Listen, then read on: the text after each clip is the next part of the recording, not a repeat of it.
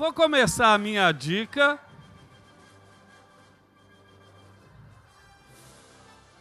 Eu acho que eu vou contar com a ajuda de alguém aqui para dar a minha dica. Ou não será necessário, mas vamos lá. Volte, por favor,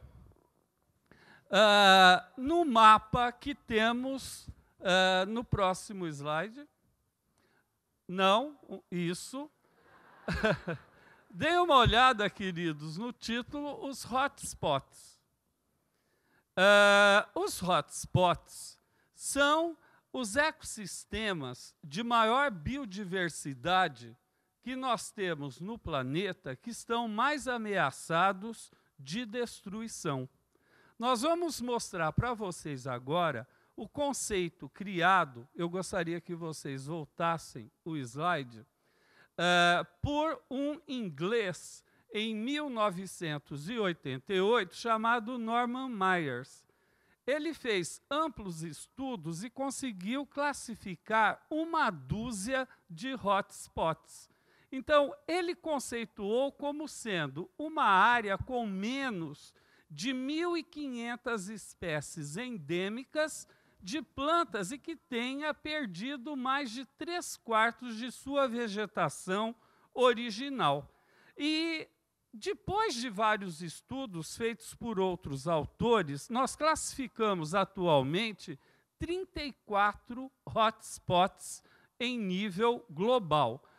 Esses 34 hotspots totalizam apenas 2,3% da superfície terrestre.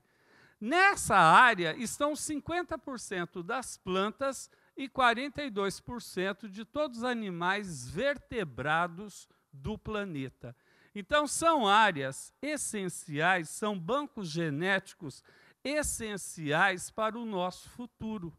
Nessas áreas, queridos, com certeza nós temos a saída, a cura para as doenças que, como o HIV, como a hepatite C ou como o câncer, que vitimam muitas milhões de pessoas em nível global. E que a ação antrópica irracional está rapidamente destruindo esses bancos genéticos da humanidade. Eu quero que vocês deem uma olhada no mapa novamente. Observe. Se vocês observarem a localização dos hotspots, vocês percebem que a maioria localiza-se na zona intertropical. E o porquê disso? Porque, como vocês sabem, quanto menor a latitude, ou seja, quanto mais próximo do Equador, maior é a temperatura, maior é a umidade e menores são as amplitudes térmicas. E isso faz com que o ciclo biológico seja acelerado. E, consequentemente, a diversidade da vida é maior. Ao contrário, quanto maior a latitude, menor a temperatura, menor a umidade e maiores serão as amplitudes térmicas. Então, consequentemente, a biodiversidade é menor. Eu queria que vocês agora observassem os hotspots, os 34, nas áreas continentais. Vocês concordam comigo que boa parte deles localizam-se em áreas litorâneas? E o porquê disso? Porque, como vocês aprenderam, as densidades demográficas são maiores nas proximidades do litoral. Quanto mais nos avançamos para o interior dos continentes, menores são as densidades demográficas. Então, a população concentrando-se nas fachadas litorâneas, historicamente, fez com que o desmatamento, a expansão da fronteira agrícola, da urbanização, da indústria, queimadas, pesca predatória, contribuíram demasiadamente para a redução dos biomas que efetivamente são, como eu já frisei nessa aula, os grandes bancos genéticos do planeta. Eu gostaria que vocês observassem do sudeste da Ásia, a região da Indonésia, da Malásia, é uma área que está realmente preocupando muito. Espécies únicas estão seriamente ameaçadas de extinção. Espécies de tigres, espécies de animais planadores, que só existem lá. O orangotango está prestes a desaparecer.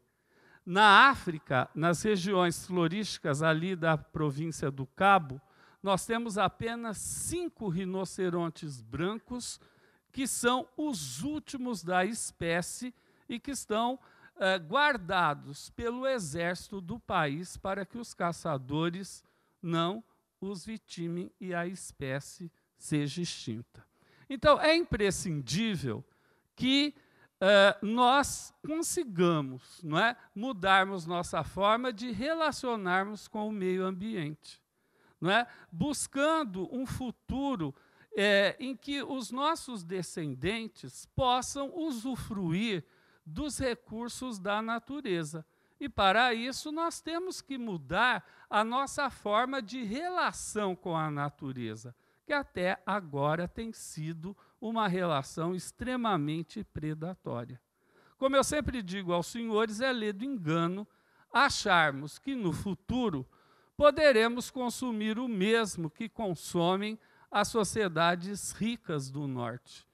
Isso não será possível nunca, porque para isso precisaríamos ter 4 planetas Terra para fornecer as matérias-primas necessárias para produzirmos tanta mercadorias e para dividir a poluição, porque haja lixo, haja produção industrial.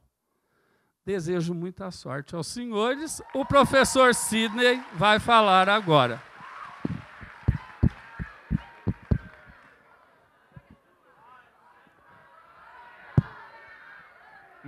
Não posso dançar aqui.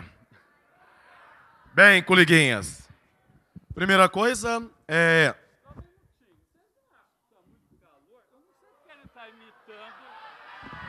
Não sei porque ele está imitando Edmuro, cogumelo, usando guarda-pó, né, moçada? Por favor, Robson. Eu estou com a mão ocupada, dá para você tirar para mim, por favor? Mas aí já é demais, né? Vamos ver. Olhem só.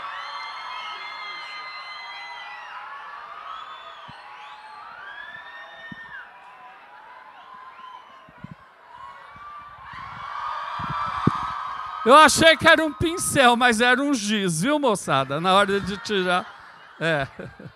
Bem, senhoras e senhores, coleguinhas e coleguinhas, a primeira coisa que eu gostaria de falar com vocês é o seguinte: não confundam o hotspot que o Robson acabou de falar com o hotspot geológico, tá? Existem 3 hotspots que eu conheço. Um é o biológico, como o Robson muito bem disse. O outro é o hotspot geológico e o outro é o Robson, tá? Este ponto é quente. Olha só. Meus amores, o negócio é o seguinte: quando nós nos referimos ao hotspot geológico, este nada mais é do que uma área de maior sensibilidade de extravasamento de magma. Então, por exemplo, quando você ali olha o desenho, aquilo são, né, as ilhas do Havaí. O arquipélago do Havaí, ele é formado a partir do que nós chamamos de hotspot geológico. São pontos quentes, tá, que estão sob a crosta e que, por conta disso, acabam sofrendo o que nós chamamos de vulcanismo. À medida em que a placa vai se deslocando, este ponto fixo, ele vai fazendo com que o extravasamento forme ilhas, a partir do quê? Da solidificação da rocha magmática. Esta rocha magmática abissal, né, muitas das vezes dentro do oceano, acaba extravasando além, né, do nível do oceano e formando o que nós chamamos de arquipélago, ou ilhas, como é o caso do Havaí. Então, cuidado com isso na prova, tá? Na hora da questão, tenham a sensibilidade de perceber. É uma questão de biomas? É uma questão de domínios climatobotânicos? Então, é o hotspot que o Robson se referiu. Está falando de geologia? Está falando de placas tectônicas? É o hotspot que nós temos ali em relação ao extravasamento do magma. Tranquilo isso? Sem problemas. Álvaro, você que está com o controle, por gentileza. Muito gentil da sua parte, viu? Mas isso eu já sabia. Olha só. Outra coisa que eu gostaria de chamar a atenção de vocês é em relação aos conflitos.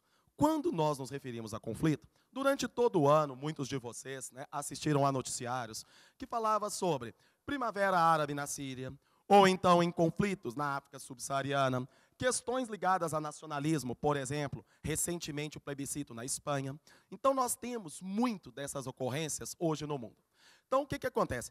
Tem condição de você, né, saber todos os países? Não tem. Né? Nós temos aí os países subsaarianos em quantidade significativa. Nós temos os países da Europa. Nós temos a própria América Latina. Então, é muito complicado. E você fala, pô, Sidney, então eu tenho que fazer como? Nós vamos entender o seguinte, existe uma predisposição natural e histórica para cada um dos tipos de conflito. Então, na hora, você primeiro tem que saber aonde está o país. Então, vamos supor, quando eu me refiro à América Latina, qual que é a característica comum da América Latina? De forma geral, salvo pequenas exceções, vocês concordam comigo que a América Latina é um grupo de países que, na verdade, passou por um processo de independência, não é isso? No século XIX. Posteriormente, a maior parte destes passou pelo que nós chamamos de militarismos. Né? Após a independência e esta democratização, ele volta ao regime ditador. E só na segunda metade do século XX, estes países retornam ao que nós chamamos a redemocratização. Inclusive, chama a atenção a esse ano, 1964, a história muito bem diz, nós temos o quê? O aniversário do golpe militar. Então, estes militarismos, eles comprometeram em muito o quê? A democracia na América Latina. Nós temos democracia na América Latina? Temos. Nós temos uma democracia política. Entretanto, porém, ela não é acompanhada do que nós chamamos de democracia social. O que adianta escolher o governo se este não me assiste nas necessidades básicas da sobrevivência? Alimentação, né, estudo. Tá? Então, quando eu falo de saúde, todas as pessoas estão sujeitas a estes benefícios num país democrático da América Latina? Não. Isto é uma democracia deficitária. Ter a América Latina como um exemplo de democracia política, entretanto, porém, não uma democracia social, faz com que apareçam grupos de insatisfação sob discursos o quê? Políticos, socio-ideológicos. E aí eles vão se manifestar. E eles se manifestam na forma do que nós reconhecemos como as guerrilhas. Então, quando eu falar de guerrilhas, meus queridos, estamos falando de grupos armados, mas que estão sob um discurso político ideológico. Então, na verdade, eles são deslegitimados, não pelo discurso, até porque se você escutar os discursos da FARC, da EZLN, né, do antigo Sendero Luminoso, e entre outros grupos, você vai entender que é uma vontade o quê? De melhoria social, né, de fim de subserviência em relação à intervenção norte-americana. Tá? A EZLN chama a atenção disso. 1994, o Robson dentro de sala muito bem disso, com muita propriedade que ele confere. Os blocos econômicos, o NAFTA. Quando foi a etapa signatária do NAFTA? 1994. Também faz aniversário? E é coincidência a EZLN, Exército Zapatista pela Libertação Nacional, ter se manifestado na mesma data? Posso até dizer que é uma consequência, tá? Quando o movimento zapatista começou lá, na década de 10, acerca de uma reforma agrária, hoje o motivo é diferente. Ainda continua sob a questão social. Entretanto, porém, é uma aversão à intervenção dos Estados Unidos no México por meio do NAFTA. Então, caiu na prova para vocês a América Latina, você tem que se pegar o quê? É guerrilha, é um grupo armado. Problema, aonde vem essas armas? Da onde vem o dinheiro para comprar as armas? Aí é o problema. Maior parte da população, grande parte da população, vivendo sob a miséria, sobra a eles fazer o quê? Ou o mercado terciário informal e, muitas das vezes, o ilícito, como, por exemplo, o tráfico de drogas. Vocês concordam comigo que o México ele está sob a intervenção de grandes grupos de cartéis de droga? Assim como a Colômbia? Então, a proliferação deste tipo de economia se dá justamente por conta disso, pela falta de oportunidades de emprego. E isto é que vai financiar o quê? As armas dos grupos guerrilheiros. É quase uma protocooperação, uma relação biótica harmônica. É isso mesmo, biologia? Tá? Sensacional isso, né? Olha aqui. Então, por quê? Os guerrilheiros precisam de quê?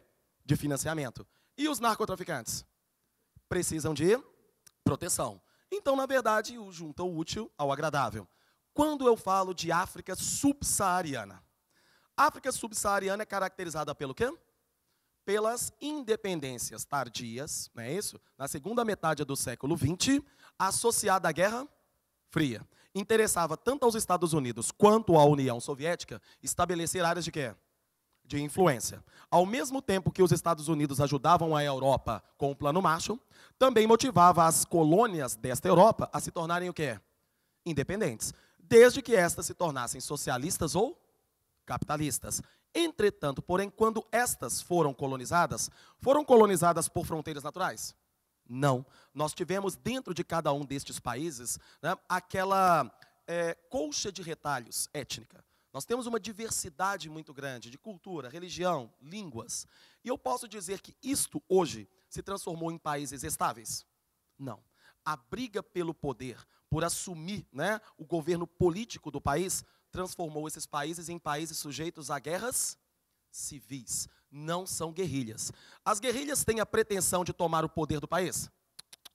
Tá? As guerras civis são. É enfrentamento popular nas ruas, é um enfrentamento armado de grupos como os Tutsis e os Hutus. Em qual país? Ruanda. É interessante você pensar que em 1994 também nós tivemos o quê? O massacre dos Tutsis pelos Hutus, perfeito? Que acusaram os Tutsis do assassinato do presidente até então de Ruanda. Também faz aniversário esse ano, relevante. Quando eu vou para a Europa, eu tenho o que nós chamamos de nacionalismos separatistas. A Europa ela foi formada a partir de quê? A partir, né, de espaços nos quais nós também tínhamos inúmeras culturas, etnias. Olha a Espanha. Já percebeu como é que o campeonato espanhol ele é tão competitivo? Eu não entendo nada de futebol. Absolutamente nada. Eu torço para o Cruzeiro porque eu acho a camisa bonita.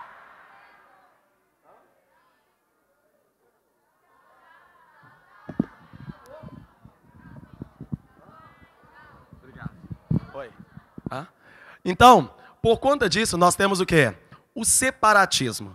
Países que acabam tendo muita dicotomia interna em relação à questão, né, ideológica, cultural, eles acabam se fazendo na forma de quê? De nações. Nação e nacionalidade são duas coisas diferentes. Uma coisa é a identidade étnica, outra coisa é a identidade política. Então, o povo basco, na Espanha, eles têm a nacionalidade espanhola, mas querem uma identidade étnica, formando o povo basco e ter uma nacionalidade própria, não a espanhola.